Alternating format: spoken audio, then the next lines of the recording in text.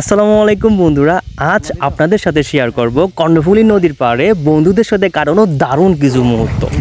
অনেকদিন পর সবাই মিলে এমন একটা সুন্দর সময় কাটালাম যা সত্যিই স্মরণীয় হয়ে থাকবে। ভিডিওটা শুরু করার আগে চলুন পরিচয় করিয়ে দে আমার গ্রামের কিছু প্রিয় বন্ধুদের সাথে। এ হচ্ছে আরিফ, ছোটোবেলা থেকে যার সাথে দুষ্টুমি আর আড্ডা লেগেই থাকে। আর এ হচ্ছে মেহেদি, আর এ হচ্ছে রহিম। সবাই মিলে কর্ণফুলী নদীতে গোসল করেছি, অনেক গল্প করেছি আর পুরনো দিনের মতো দারুণ একটা সময় কাটিয়েছি। দিনটা ছিল শুক্রবার। সকালে ঘুম থেকে উঠে নাস্তা করে সেলুনে চলে গেলাম চুল কাটাতে। তারপর বাসায় এসে জুমার নামাজ পড়ে একটু রেস্ট নিয়ে রওনা দিলাম সরবপাড়ার কর্ণফুলী নদীর পাড়ের দিকে। নদীর পাড়ে গিয়ে সবার সাথে দেখা হলো, কিছুক্ষণ আড্ডা দেওয়ার পর গোসলের জন্য রেডি হলাম। তবে মজার ব্যাপার হলো কাপড় চেঞ্জ করতে অন্যজনের লুঙ্গি ব্যবহার করতে হলো।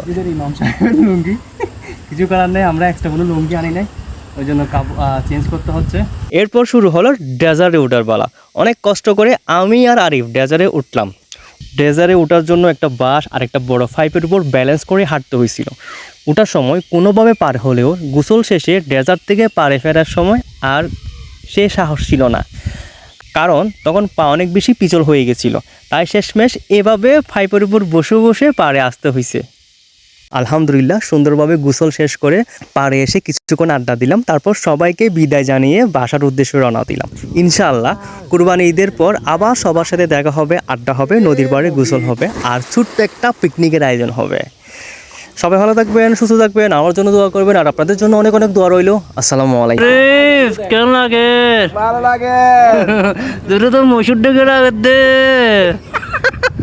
ভাই যাবে কোথায়? আরে আছে কেন লাগে? বেশি কম লাগাতে কুটুম মারো। থাক।